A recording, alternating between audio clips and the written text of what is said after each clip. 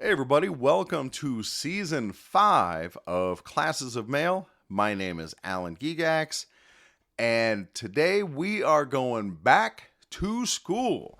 So, good news, I think I have my audio system totally set up now. I know I talked about it a little bit before, but I have added a Yamaha sound mixing board so that I can plug in multiple microphones for when I have guests and control the gain, and there should be no more clipping. And dude, it was a little pricey. So between the computer and the mixing board, I think I'm in close to $1,000. But dude, you guys are worth it. The things that I do to bring education to you. And we are going all the way back to the basics today with the Carrier Academy. So this is a 32-hour course, and some of it we're going to be able to skip. Some of it is going to go a little bit faster. And the last day is devoted in large part to practicing delivery out on the street, which we're not going to do.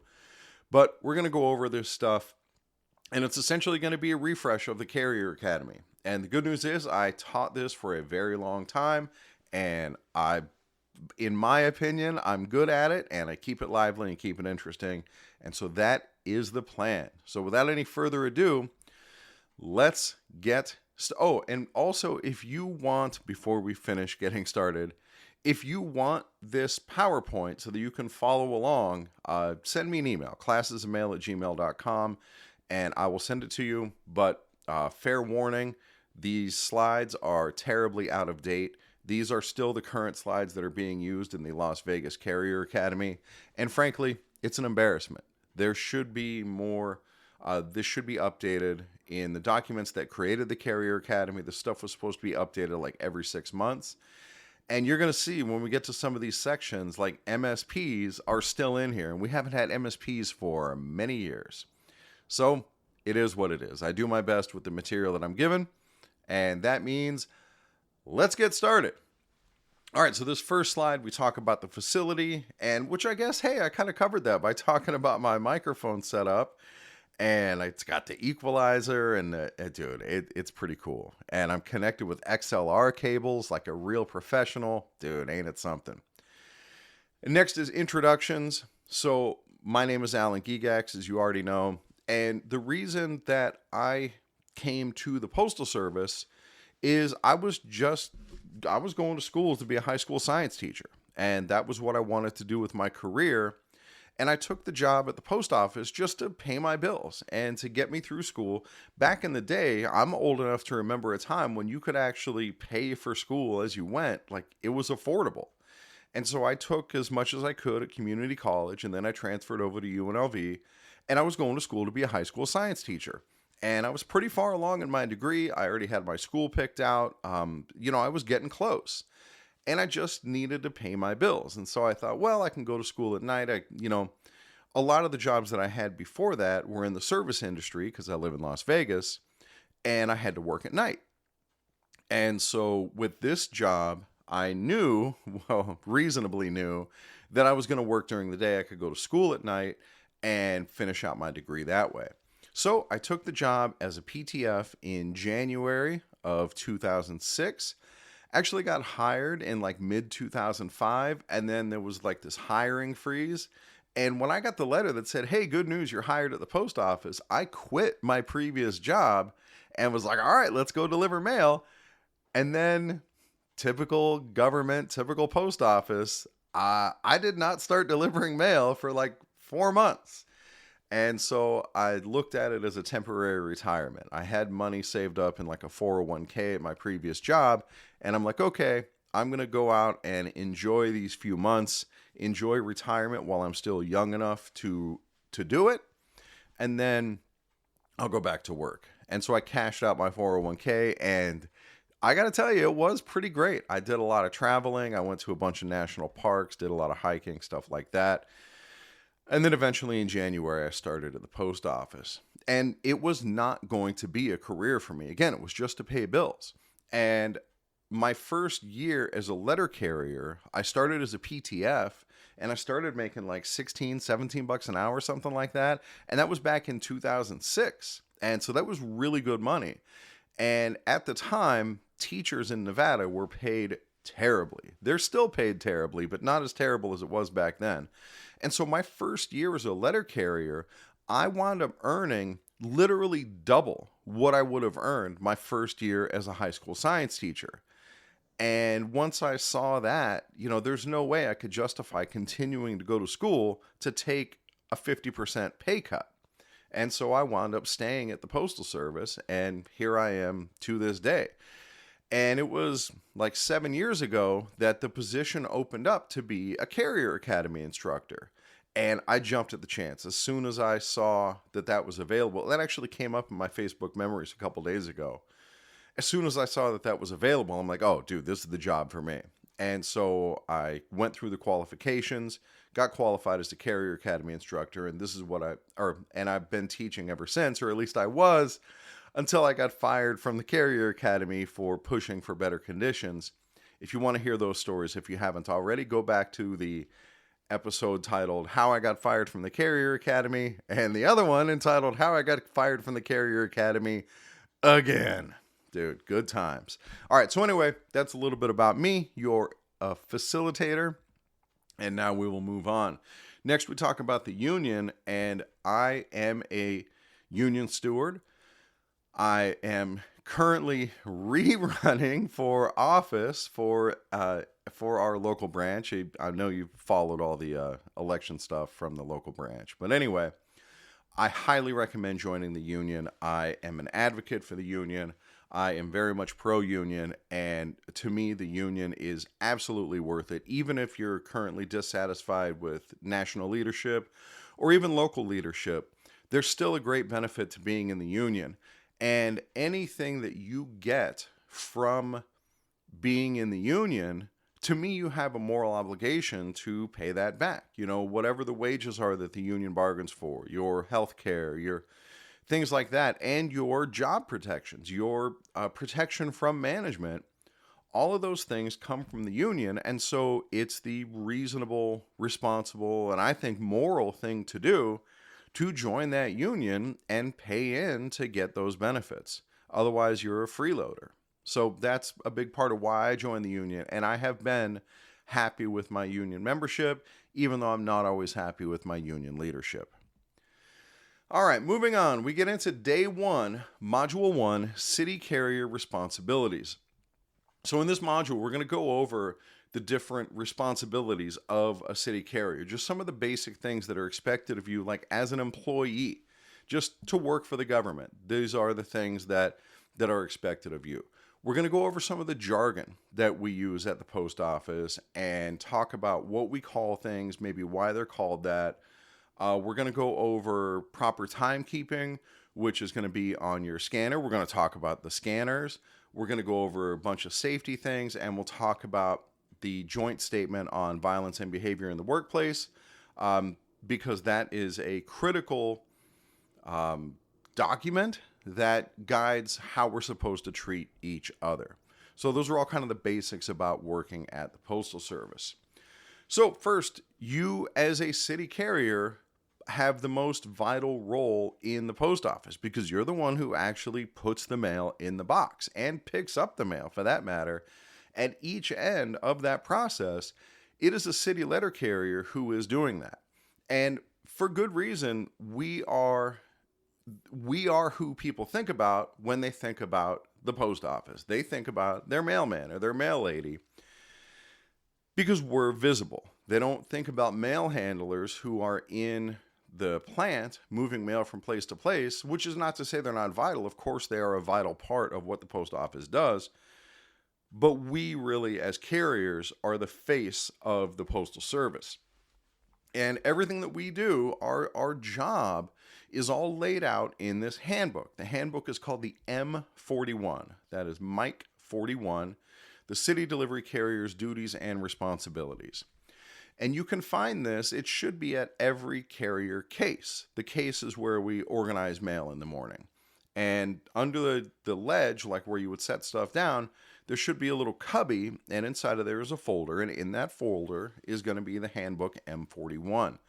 So whenever there is a question about the proper way to do things, the proper way that you're supposed to, whatever the procedures are, Whatever it says in the M41, that's what holds. It is not unusual for carriers and management to disagree about the way they're supposed to do the job. And when that happens, it's not unusual for both of them to be wrong. And you look at the M41 and you say, oh, okay, this is the way we're supposed to do it. The M41 is what has been agreed upon as how we're going to do this job. So familiarize yourself with the M41. Take the time to read it. Maybe bring one home with you. Read it while you're in the bathroom, something like that. That is the handbook for how we do the job. Next, it is unlawful for us to obstruct or delay the mail. If you're given mail today, it has to be delivered today. You do not get to choose what you deliver. Any mail that you get, it has to go out. That's it. End of story. We do not pick and choose what we deliver. Only management can do that. So if they give you, 10,000 pieces of mail to deliver today, well, it's going to be a very long day for you, but you have to get all that stuff delivered. You can't delay that mail. Now, you can wind up getting authorized to delay that mail, but that's a process, and we're going to talk about that process in a future module. The important thing to take away here is that you cannot delay the mail. That is literally illegal. And same with obstructing the mail, which would be like preventing it from getting delivered. So this happens when carriers hide the mail. Like they hide the mail in a parcel locker and they're like, oh, I'm going to come back and deliver that another day. I have a tragic story about that. When I started delivering mail, I was at the Strip Post Office, which does not exist anymore. It was back just off the Las Vegas Strip behind a hotel called the Stardust, which also does not exist anymore. And it was a little post office. It was a nice little family, and I loved working there. It was really cool to deliver on the Strip because you deliver all the Strip hotels, and that was always fun. Sidetrack here a little bit. Where do you deliver the mail when you're delivering to a Strip hotel? If you've ever delivered a business route, because I know I'm talking to you guys and most of you have already delivered mail. When you're new on a business route, one of the hardest things about being new on that business route is figuring out where to deliver the mail. Like, does it go in, the front door? Is there a cluster box? Is there whatever? Well, let me tell you, from delivering the mail in the Strip, that problem is hugely magnified. And so I remember delivering to Harrah's Hotel. Where in the world do you take the mail? Well, it turns out that you take the mail to the bell desk. And so I would have to take my mail truck and go into the main valet parking area and park off to the side and then walk in the front door of the hotel and go up to the bell desk, and I would drop off the mail there to the bell captain. And then the next hotel I would deliver to was the Venetian. And at the Venetian, I had to go down underneath the hotel into the loading dock and back my truck into one of those big loading bays and then take the mail and go through some double doors and back into a mailroom. And every place was different. So at first it was really hard, but once you get the hang of it, I loved it. I love delivering down there, especially on the days where I would deliver to the Forum Shops or the Fashion Show Mall. They had mail rooms with, mailboxes, but any parcels, I'd be walking through the mall, just pushing my little cart through the mall. And oh, dude, it was awesome. Of course, just outside of the Strip, not as great. As soon as you get a block off the Strip, the quality of neighborhoods takes a dramatic nosedive. All right. So anyway, getting back to obstructing or delaying the mail. There was a carrier when I worked there who was amazing. He was a T6, a carrier technician. And what that person does is we deliver mail 6 days a week, Monday through Saturday, but we only work normally a 5-day work schedule. And so our other day off, we're off every Sunday. Then the other day off rotates. At least here it rotates. So 1 week I'm off Monday, then I'm off Tuesday, then I'm off Wednesday of the next week, and so on. And so on that day off, somebody else has to carry my route. And there's this position, carrier technician, where that carrier has 5 different routes, and they carry each route on that carrier's day off. So 1 week I'm off Monday, he'll carry my route Monday. Somebody else is off Tuesday, he carries that route Tuesday. Somebody else's route he carries Wednesday, and so on through the cycle. So anyway, this guy at Strip was a carrier technician, and he was phenomenal at delivering the mail. He was amazing. Like, not only was he fast, but he was also accurate. And he would deliver routes that for the regular carrier was an 8-hour route, and this dude would get it done in like 5 hours. And I'm not going to say his name, but I'll say a nickname for him, because this guy also had amazing body odor. It was so pungent that, and I don't think that he was unclean. He seemed clean. It must have been like a gland issue or something. And dude, it was like armpit smell. Oh my God. But he was a great dude, phenomenal mail carrier. And so we'll call him Stinky.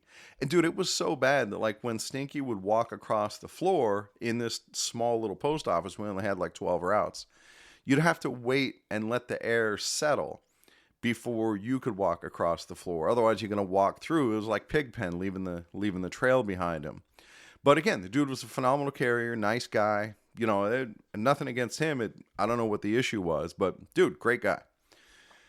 So anyway, he was really into like improving his performance as a letter carrier. You know, some people, they get pushed by management and they go fast and they're really like burning themselves up, and it's tragic. But with Stinky, he was into it. That's what he wanted to do. And he would try to like beat his personal best. And it wasn't just throwing mail in the box. The dude was very, very good at delivering the mail. It was amazing. And so he would carry his full route, and then he would take portions of other people's routes and still get done in 8 hours. It was really something. So anyway, eventually the Strip station closes, and we get absorbed into another post office, Paradise Valley. And this is, again, many, many years ago. So we get absorbed into Paradise Valley, and Stinky winds up having to get his own route. I don't know the circumstances of how it happened. It doesn't matter. But he winds up on his own route. And so he takes over this normal route that's like an 8-hour route. Well, how long does that take for Stinky to deliver? That takes him like 6 hours, maybe 5 hours. We'll say 6 hours. And so, mind you, all of this is leading up to a story about obstructing or delaying the mail. All right, so anyway, so what happens to Stinky's route? Management sees every day that he's getting done 2 hours early, so what is management going to do? Well, they're going to add to his route. And they're going to turn that, what used to be an 8-hour route, into a 10-hour route or an 11-hour route, because they know Stinky can get it done in 8 hours. And he does. They add to his route, and he still gets it done in 8 hours. And, you know, again, this story was a long time ago. I may have some of the details off a little bit, but it's the moral of the story that we're going for here. So anyway, he gets it done. But now, like, whenever he's not around, some poor CCA has to deliver that route, or maybe it was a PTF back then or a casual or whatever, but somebody who's not assigned to it has to deliver that route. And it's this super enormous route that should take this replacement carrier like 12 hours to get it done. And then management leans on him. Well, Stinky gets it done in 8 hours every day, and he takes portions of other routes. You know, what's your problem? And so one week, Stinky goes on vacation, and a substitute carrier takes over his route. It's like a CCA or CCA equivalent. Takes over his route and is stuck on the route for the week that Stinky is on vacation.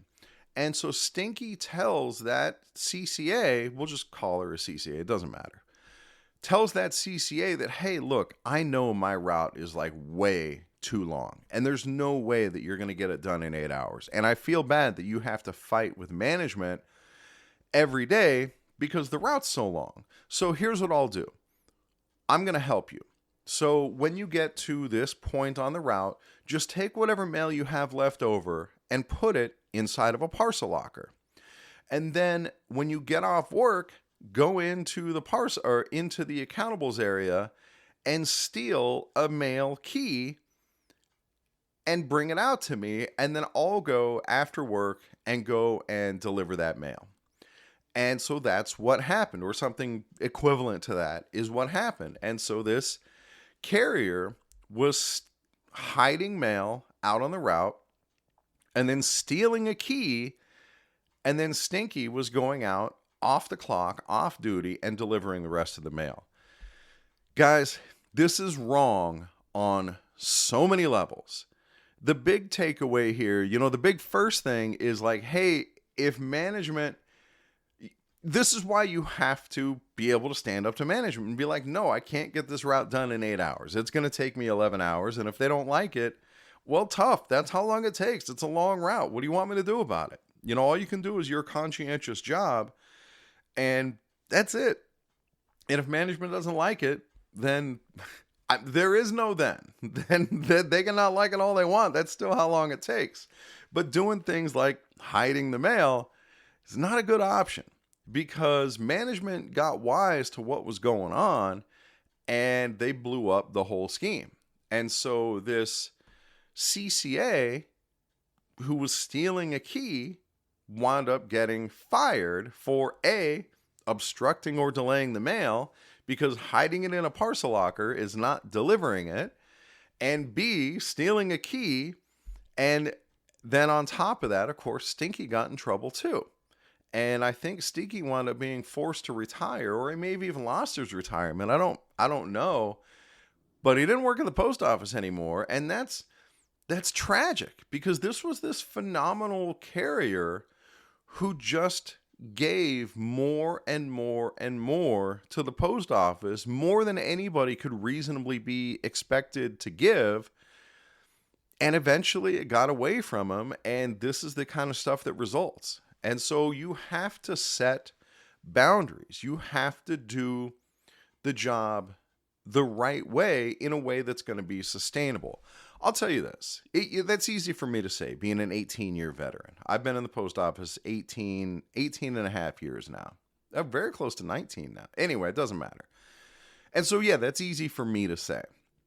When I was a PTF, I would literally run while I was out delivering the mail. I would deliver like what's called a deadhead, where you walk up, deliver the mailboxes on one side of the street, and then you wind up walking back to your truck empty-handed. And so instead of walking back to the truck, I would jog back to the truck empty-handed.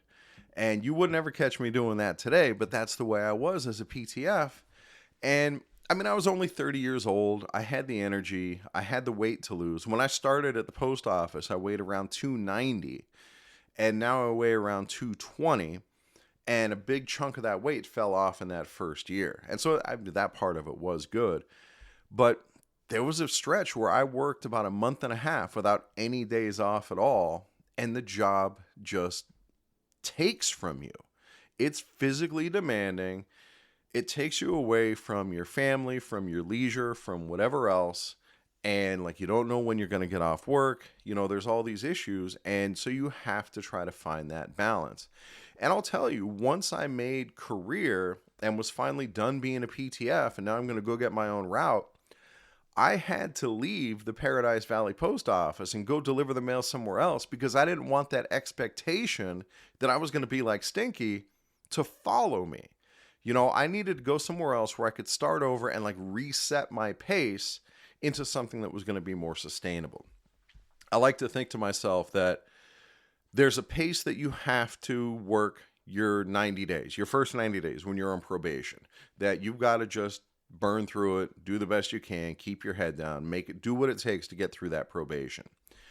Then, once you're past probation, to me, you have to start working at a pace of, am I going to be able to do this every single day? If I wind up having to work 17 days straight, at what pace am I going to be able to come back to work tomorrow and do this again and again and again and again, and not know when my next day off is going to be, or if I'm going to have to come in at 3 a.m. the next day or whatever. And then finally, when you make career, or once you put that behind you, now you have to think, okay, what pace am I going to have to work where I'm going to be able to sustain this for the next 20 or 30 years or 40 years, depending on how long you're going to stay at the post office.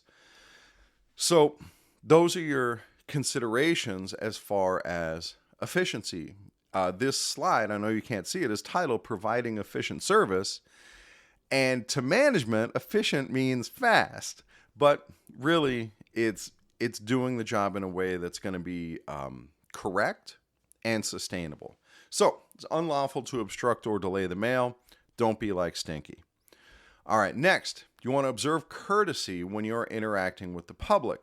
So you have to be polite. You know, you're in uniform, you're representing the post office. In a lot of ways, it's like a customer service job. And so please be polite to people. Don't argue with them, things like that. Also, because you're representing the post office, you want to make sure you don't do anything controversial. Like, don't talk about politics, don't talk about religion, don't do anything like that that's going to reflect poorly on the post office, and don't do things that the public doesn't want to see you doing. Like, when you're in uniform, you can't drink, you can't gamble, you can't do things that would reflect poorly on the post office. So in fact, by the book in this, there's a manual called the Employee and Labor Relations Manual, the ELM. And really, we have a locker room so that you can change clothes before you leave the premises. You shouldn't even go grocery shopping in your uniform. But honestly, it's not really enforced. You can go and do that stuff generally. But if you go into a bar, if you're doing, again, anything that reflects poorly on the post office, that's where you start running the risk of getting in trouble. So try to steer clear from that. You know, just be polite and move on. And whatever you do, don't argue, and heaven forbid, don't engage in fisticuffs with your customers. That is not okay. And even if you win that fight, you're not going to win in the long run. All right, and then finally on this slide is furnish information and postal forms.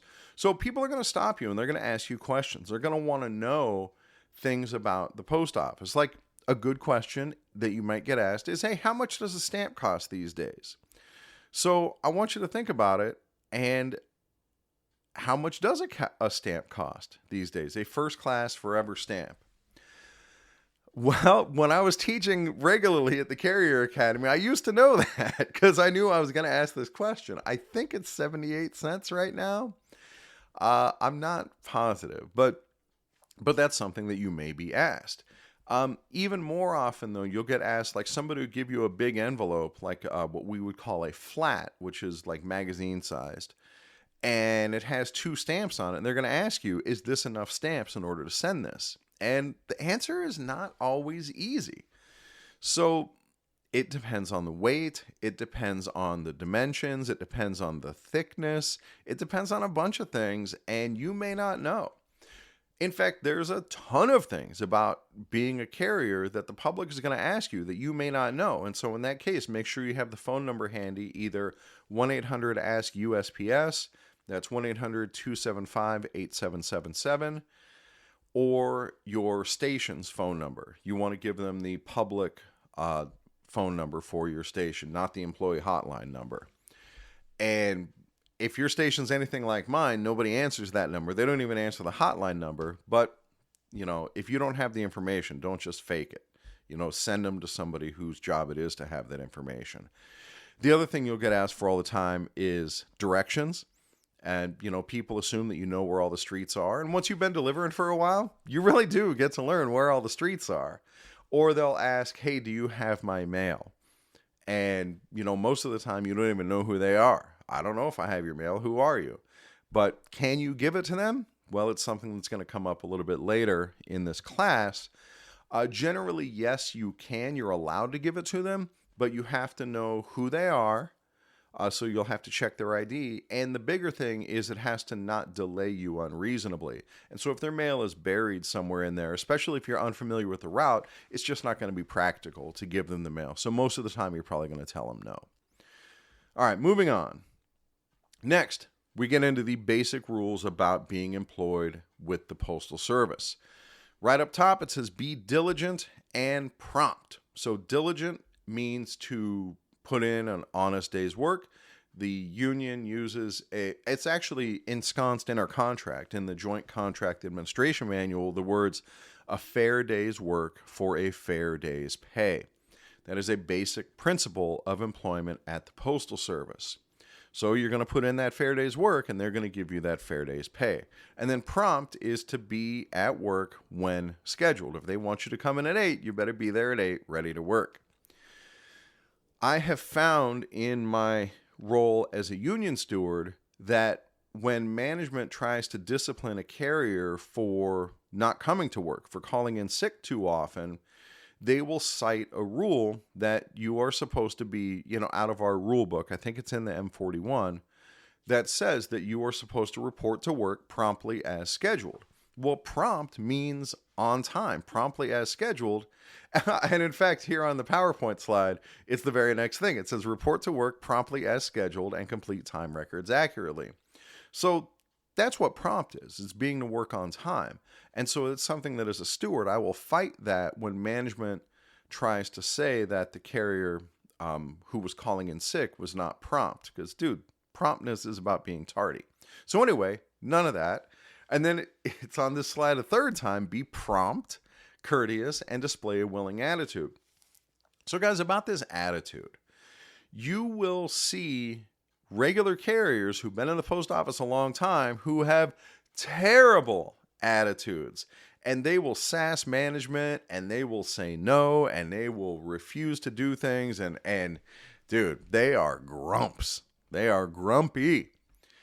If you are new to the post office, that cannot be you, because that regular carrier has a luxury that the new carrier may not have, and that is a fixed and guaranteed schedule. I am guaranteed 40 hours every week, 8 hours every day. If I show up for my shift in the morning, I'm getting 8 hours come hell or high water, and there ain't damn thing management can do about it. As a CCA or a PTF, not so much. Management has a lot of flexibility in how they schedule you. So if you show up for work, if they schedule you and you show up, you're guaranteed a certain number of hours. It might be 2 hours, it might be 4 hours. We'll get into that later on. But they can always take you off the schedule and say like, okay, we're only going to work you 1 day a week because you got this bad attitude. And there's not a lot in the contract that can be done to remedy that. That's part of management's discretion. So let's say you finish a long day of work and you come back and you're like, oh, I'm finally done with all this mail. I'm ready to go home. Thank goodness. And then management says, not so fast. We need you to go back out and go help this other person. And so you're not done delivering the mail. Well, there are 2 ways to respond to that. One way is to get all cranky and, I'm sick of going back out. This sucks. I don't want to go out there again. And this place is for the birds, and you're kicking tubs. And the other way to respond to that is, all right, boss, I'll head on out where you need me to go. Either way, you're still going back out. It does not change the fact of you're going back out to the street to go help that other person. That's happening no matter what. So having that better attitude, I like to think it makes you feel better, and it certainly makes management feel better. And when management has essentially complete control over your schedule, having a willing attitude, as it says here, it goes a long way to making your life a little bit easier at the post office. Of course, that only goes so far. You don't want to let management just walk all over you and abuse you, and that's part of what your union is there for, is to protect that from happening. Next, refrain from loud talking and profane language. So this is something that's going to vary widely from station to station. At my station, it's pretty lax, but that varies as management comes and goes. You'll get a vibe for what's acceptable at your station. But what's worth noting here is that it says refrain from loud talking. They don't say that you have to refrain from talking at all. In the M41, I'm pretty sure it's in the M41, there is a line that says that you should case quietly when you're in the office in the morning getting your mail ready. That's called casing, and you should case quietly. It doesn't say you have to case silently. You are absolutely allowed to talk to your coworkers, to carry on a conversation, as long as you're still getting your work done.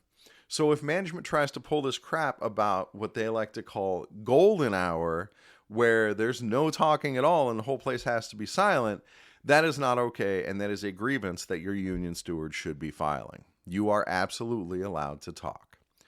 Next, do not engage in any time-wasting practices. So this is something that you can get in trouble for, and management is supposed to be watching for. Management comes up with these bogus, what do they call them? Well, they treat them like they're standards, but they call them like guidelines or goals or objectives or another word instead of a standard. Like the thing that's, they'll try to tell you when you're delivering parcels. They're like, oh, you should only take 2 minutes for every parcel you deliver. Or a certified letter should only take you a minute and a half every time. Or whatever it is. And those are bogus. There is no speed standard except for casing. When you're actually preparing, organizing your letters and your magazines and stuff in the morning, there's a speed standard for that. But that's the only speed standard in the post office. So management can't discipline you directly for being, quote, too slow. But what they can discipline you for, and what they really should do is just give you instruction, is for time-wasting practices. So you may have like this weird quirk that whenever you go to case your letters, you always tap the letter on the ledge before you put it in. So it doesn't add a lot of time, but it adds a little bit, and that would be a time-wasting practice. And management could rightly tell you, hey, stop tapping that letter before you put it in. Just put it straight in. One that's a lot more common is you're supposed to hold that mail in your left hand and then put it in the case with your right hand. And instead of holding it in your left hand, if you just leave it down sitting on the ledge, and then every time you go to case, you have to pick up that letter from the ledge, that's a time-wasting practice. It's quicker to have it already up at hand level by holding it in your left hand. That would be an example of a time-wasting practice. The other point right below that is do not loiter or stop to converse unnecessarily. So again, it says unnecessarily. Sometimes it will be necessary to wait around for a little bit. Maybe the person says, oh, I got a letter going out. Can I go and put a stamp on it real quick? Yeah, that's fine. That's not a big deal. Or somebody needs to talk to you about what's going on with their mail or whatever. That's fine. What we don't want is for you to just chit-chat and to just hang out and oh, how are the kids doing? And, some of that, again, is just being polite and customer service and being part of the community, which is one of the hidden beautiful things about being a letter carrier, is being part of the community. But remember, you have work to do and you got to get back to it. And then when you're done working, you got to come back to the station and be ready to clock out or be ready to clock back to the office. We'll talk about clocking a little bit later. But anyway, when you're done delivering the mail, you can't just hang out there and stretch out the time. The scanner knows that you're done delivering the mail. In theory, management knows that you're done delivering the mail. And now it's time to come back to the station. Next, you are responsible for keeping the mail secure. The way somebody feels about you personally is the way they're going to feel about the Postal Service, because you are that point of contact. So you want to make sure that you maintain that trust that people have in the Postal Service. We are consistently considered the most trusted government agency and the most well-liked government agency. And yeah, sure, we're up against like the CIA and the IRS and stuff, but dude, still, somebody's got to be number one. There's also the Park Service, and we beat them out too, so that's pretty good. So good job, Postal Service. And again, because you are this public-facing part of the USPS, you have this responsibility to make sure that we keep that positive perception going. You are representing the post office. All right, guys, I think that is going to do us for today. We're going to cut it short at about 40 minutes. We're making progress, and this is fun. It's kind of nostalgic for me to get back to teaching this class and going over all this stuff. So we got a long way to go, but don't worry, I'll break it up, and I try to keep it interesting, keep the energy up. This is something that I actually enjoy doing, and so hopefully you are enjoying it too. All right, guys, thank you very much for listening. If you have any feedback, maybe you want to tell me why you stay at the Postal Service, what you love about it, what prompted you to take the position, the kind of things that would be discussed on day one of the Carrier Academy, feel free to send that to me, classesofmail@gmail.com, and I'm going to keep churning out these episodes. All right, thanks for listening, everybody. Catch you next time.